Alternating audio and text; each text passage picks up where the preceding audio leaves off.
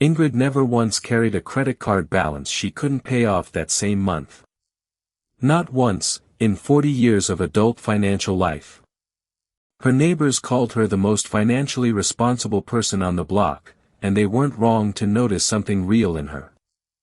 I called her, privately, in the only conversation where I ever said this to her directly, someone who had left a great deal of money on the table over her lifetime, because she treated every single form of debt as identical, and they were never, even once, actually identical. 2 videos back, I asked whether the scoreboards we inherit still matched the world we're actually living in. Today's inherited scoreboard, the one I want to test directly: all debt is bad, no exceptions, no nuance, full stop. It's one of the most confidently held financial beliefs I encounter, and one of the least examined. Ingrid had the means, at several distinct points across her working life, to borrow at a low, fixed interest rate in order to acquire something that was likely to appreciate: a modest rental property 2 streets over from her own home, at one point, a minority stake in a small business a close friend was starting, at another, even, later in life, a straightforward mortgage refinance that would have freed up capital at a rate lower than she was earning elsewhere. She refused every single one of these, on principle, without running the actual numbers on any of them. Debt was debt, in Ingrid's framework, and debt was to be avoided, categorically, the way you'd avoid something you'd been taught was simply dangerous regardless of dose. I want to be fair to her here: this wasn't laziness or a lack of financial engagement. Ingrid read voraciously about money, kept meticulous records, understood compound interest as well as anyone I've met. Her aversion to debt wasn't ignorance. It was a rule she'd inherited early, applied with total consistency, and never once stopped to re-examine against her own actual numbers. Here's what she never sat down and calculated: money borrowed at 4%, deployed into something reasonably expected to earn more than 4%, isn't a burden sitting on top of your finances. It's leverage, the exact same unbounded ceiling logic from the very first video in this series, just wearing a different coat, walking in through a different door. Ingrid's aversion to all debt, applied uniformly and without exception, cost her the use of one of the only tools an ordinary household actually has available to accelerate the unbounded game beyond what a single paycheck alone could ever do. I ran the numbers with her once, years later, for just the rental property she'd turned down, using conservative, unexciting assumptions, nothing aggressive. The gap between the Ingrid who bought it with a modest low-rate loan and the Ingrid who didn't wasn't small. It wasn't life-changing on its own, the way Walt's full gap was, but it was real, tangible money, foregone entirely because a rule that had served her well in one context got applied, unexamined, to a completely different one where it quietly stopped making sense. When I showed her that number, she didn't get defensive, which I respected. She said something close to, "I never let myself think of debt as anything other than dangerous, because the one time I saw it handled badly, it was catastrophic, and I decided young that I'd rather miss opportunities than risk that." That's not an irrational position. It's a completely understandable one, built from a real experience, generalized a little too far, the way most of the mistakes in this series turn out to be built from something real, generalized past the point where the generalization still holds. These days, Ingrid still won't touch high-rate consumer debt, and I'd never encourage her to. But she did eventually apply her own 2-question test, the one I'm about to give you, to a single specific decision: refinancing a rate on an investment she already held, at terms clearly favorable by any honest measure. It took her 3 separate conversations with 3 different people she trusted before she signed anything. That caution, applied to one well-chosen decision instead of scattered across every form of debt indiscriminately, is exactly the shift this episode is asking you to make. I think about how differently Ingrid's story might have gone if just one person in her life, early on, had shown her the 2-question test instead of simply the word never. Not to erase her caution, redirected, is exactly what made her careful enough to eventually run the test honestly, decades later, on the one decision where it mattered. The instinct itself was never the problem. It just needed a tool sharp enough to tell the difference between the debt that was actually dangerous and the debt that only looked dangerous because it shared a name with the kind that was. Ingrid spent 30 years as a claims processor for a regional insurer, a job that rewarded exactly the instincts she brought to her own finances: read the file, find the risk, deny anything that looked remotely irregular, and never, under any circumstance, be the person who approved the exception that turned out to be a mistake. It made her excellent at her job. Her supervisors trusted her judgment completely. But the habit that made her indispensable at the office, treat every ambiguous case as guilty until proven otherwise, followed her home every evening and sat down at her own kitchen table, where it was applying the wrong test to an entirely different kind of decision. There's one specific afternoon I keep coming back to, because it's the clearest single frame of the whole pattern. Ingrid was standing in her own kitchen, mortgage refinance paperwork spread across the table, the rate genuinely better than what she was paying, the math already run for her by a loan officer she trusted. She read it twice. She told me later she could feel, physically, the pull to sign it, and then she felt the older, stronger pull arrive right behind it, the one that had nothing to do with the numbers on the page at all. She put the paperwork in a drawer and never took it back out. The myth isn't, debt is good. I want to be completely clear about that, because it's just as wrong in the other direction, and nothing in this episode is telling you to go seek out debt for its own sake.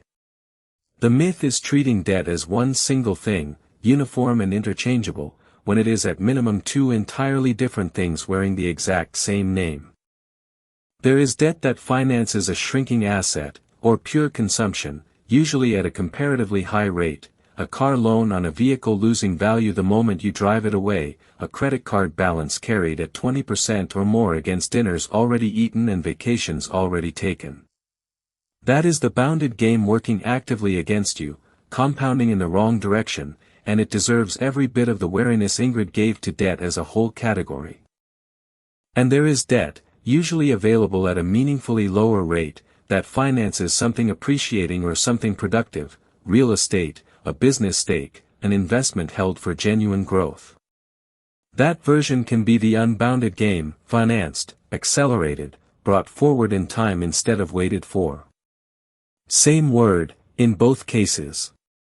Opposite direction, in terms of what it actually does to your position over time. Collapsing both into a single undifferentiated category named simply, debt, is where the myth does its damage.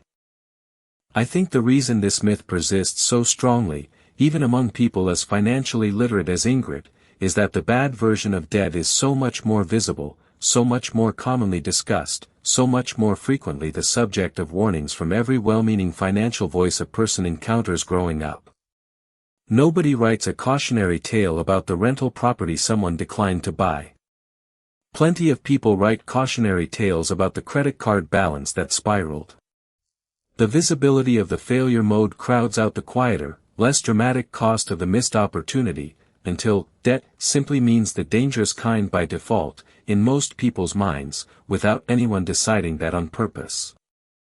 It's worth naming, too, that this myth doesn't only cost individuals, it shapes entire households, and gets taught forward the same way Walt's Frugality Above All scoreboard did.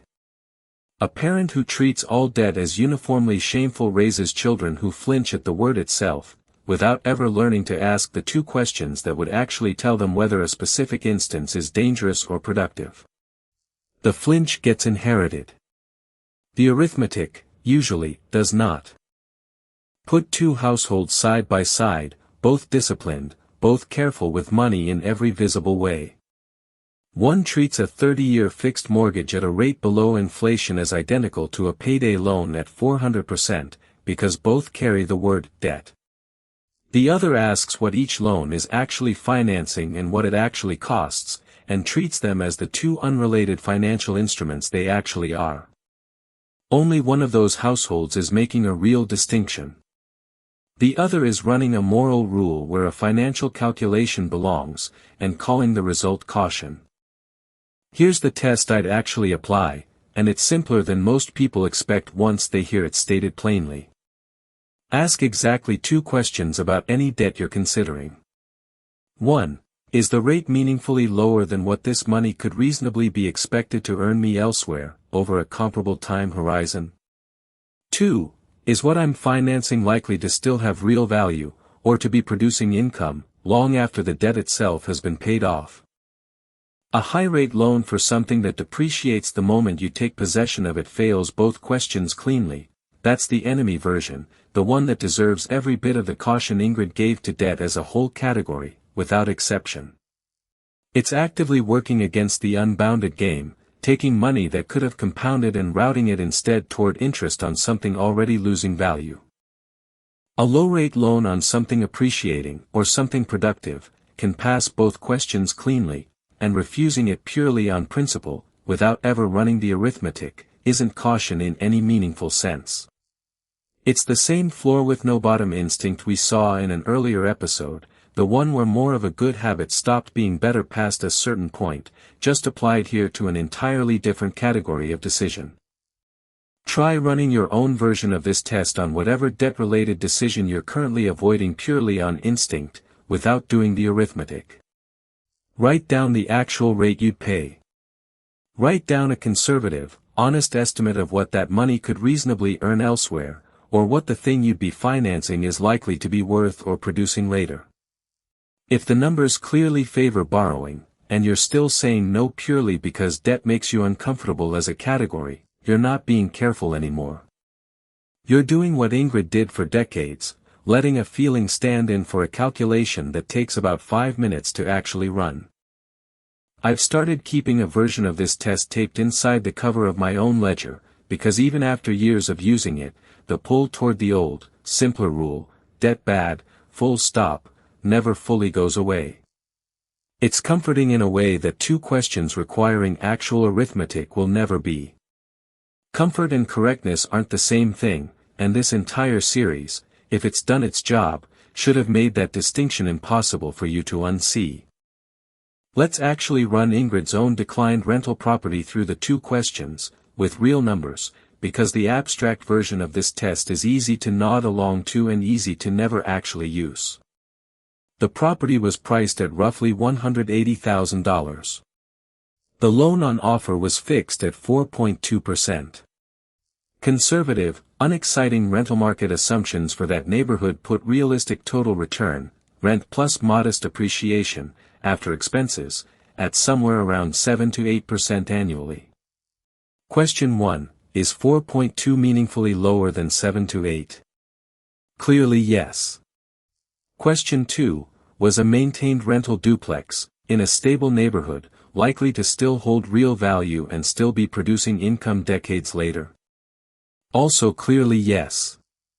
The test doesn't require a spreadsheet with 40 rows. It requires 2 honest numbers and about 5 minutes, and Ingrid had access to both the whole time. Notice what the test does not ask you to do. It doesn't ask you to trust your gut, or to remember a lesson your parents taught you, or to feel confident before you act. It asks for 2 numbers you can write down in under 5 minutes, the rate, and a conservative estimate of what the money could otherwise earn or what the asset is likely to be worth. Ingrid had access to both numbers, every single time she said no. The test isn't complicated. What's complicated is trusting arithmetic over an inherited feeling that arrived years before the numbers ever had a chance to weigh in. Ingrid wasn't wrong to be careful. I want that to land clearly, because I don't want anyone hearing this episode as an argument against caution generally.